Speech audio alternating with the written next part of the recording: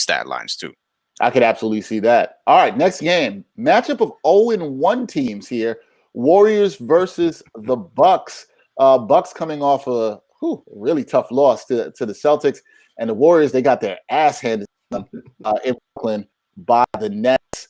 This matchup, I'm going to start with Jarod on this because Jarod and I had some conversations last night about his boy, Giannis Antetokounmpo. My boy. Is this your MVP? Is this your MVP? That's not my MVP. Clutch, this your MVP? So this is a matchup of 0-1 teams. I think this is a matchup that would have had a lot more, I don't want to say star power, depending if you had Clay here for the Warriors, but you do not have Clay in this matchup. The Warriors did not look good on opening night. The Bucks obviously looked competitive and lost a tough game to the Celtics, as I said before. This line, pretty interesting in this game. The Bucks, strong favorite at -10.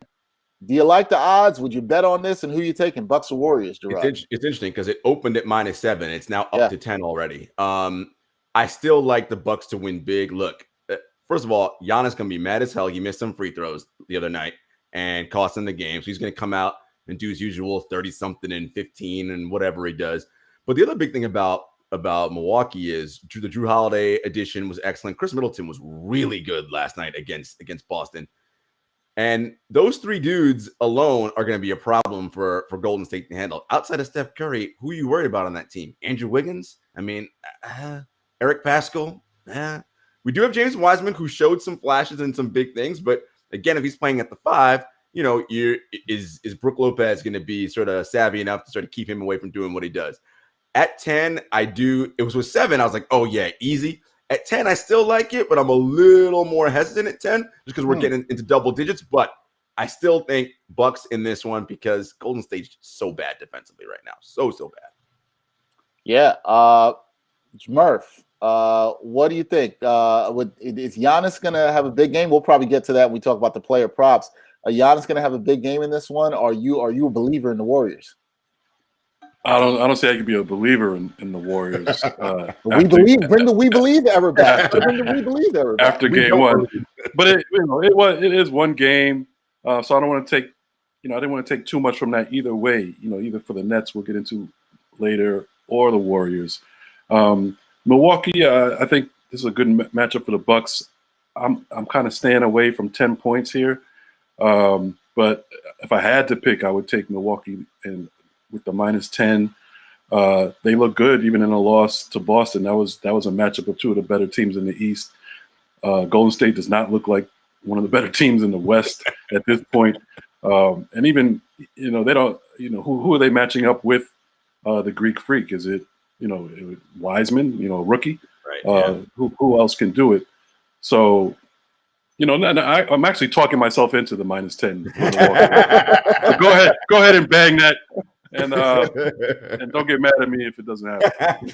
and they'll have no Draymond as well. Draymond not playing tonight in this game either. So yeah.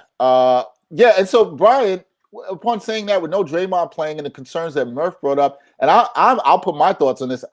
I think this is the most likely spot for a blowout here on Christmas Day.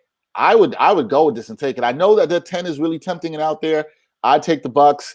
With that, I don't have any confidence the Warriors can get this done. Brian, you feel the same way, or are you going to surprise us all and pick the Warriors?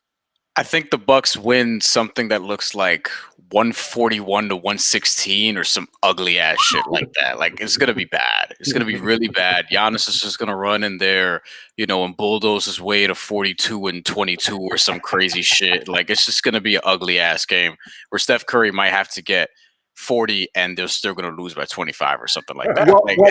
Brian, speaking of that, the over-under for this game is 232.5. If we all think this is going to be a blowout, anybody willing to go with the over here on this? Yeah, absolutely. Because I just don't trust Golden State right now. Like, to me, Draymond Green being out is not even a big deal. I don't know if Draymond Green is still good, period.